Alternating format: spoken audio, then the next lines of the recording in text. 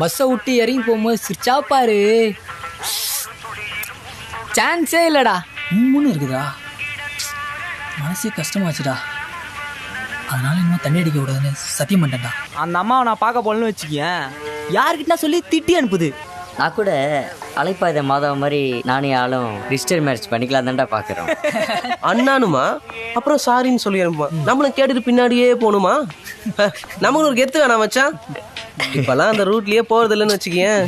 எப்படியம்மா அட்டா உன்னால மட்டும் இப்படி புழுவ முடியுது? ஏய், இவரு புழுவே மாட்டாரு. அழிச்சதனோட பக்கத்து வீட்டுல இவரு. அட்டா கவலைப்படாத, ஏதாவது பண்ணிக்க போற. சூசைட் பண்ண ட்ரை பண்ணியா சொன்னா போல. யாரு இப்ப கவலைப்பட்டா? நம்ம மேல ஆசைப்பட்டு சேர முடியலன்னா கவலைப்படலாம்.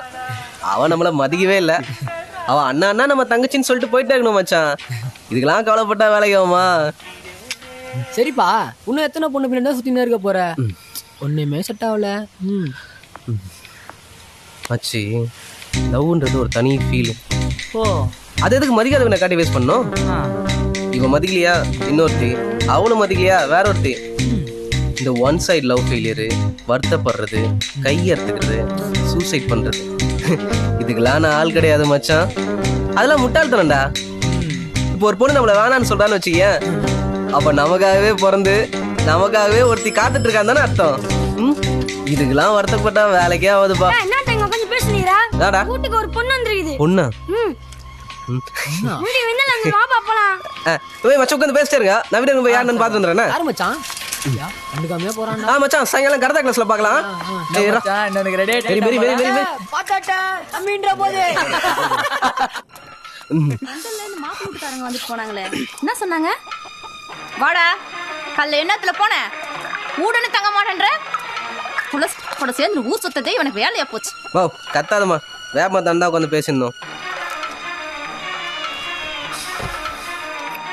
யாருன்னு தெரியுதா? இது கீதா அண்ணியோட சொந்த தங்கச்சி. அதான் சின்ன வயசுல நம்ம வீட்டுக்கு வருமேடா, இவன் தாமா என் ரெண்டாவது புள்ள. இப்படி பசங்க 2 மார்க் சேர்த்து போடக்கூடாது, எல்லா பாடத்திலையும் பாஸ், இங்கிலீஷ் தான் ஃபெயில். அட்டம் எழுதலையா? மார்ச்ல கிளியர் பண்ணிடுவோம்ல. ஆமா, இதோட 4வது தடவை எழுதுறது. அந்த கங்கம்மா புண்ணியத்தால இந்த மாதிரியாவது பாஸ் பண்ணி ஒளிஞ்சா போதும், காலேஜுக்கு போவான். இதுக்கு சொல்றோம். டேய் என்னடா, தங்கச்சி கிட்ட தான் சொல்லிக்கிறேன். தங்கச்சி குறையும் மாத்தாதம்மா.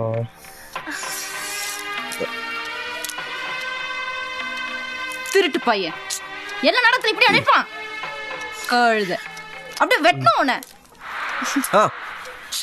துட்டு கொடுக்குறாங்க, அவன் நடிக்கிறான். டாக்டர் என்ன சொல்றாங்களோ அதான் அவன் செய்வான். வெங்காயத்துல இருக்கிறான் டைரக்டர், எப்ப பார்த்தாலும் அதுக்காக இப்படி எடுத்துட்டு இருப்பான். முதல்ல அவனை வெட்டணும். இல்லத்த, அவன் ஃபேஸ் கட் பாரு, நல்ல பொறுக்கி மாதிரி. அதான் அவன் எல்லா சீரியலும் வில்லனாவே நடிச்சுன்னு இருக்கிறான். அவன் மூஞ்சிக்கு வில்லன் தான் செட் ஆகும், நல்லவனா செட் ஆகாதுல்ல. ஆமா இல்ல செல்வி, உன் மாடு கரப்பா விட்டு மிஸ்ரண்ட போயிருக்குதே, போய் புடிச்சு கட்டு.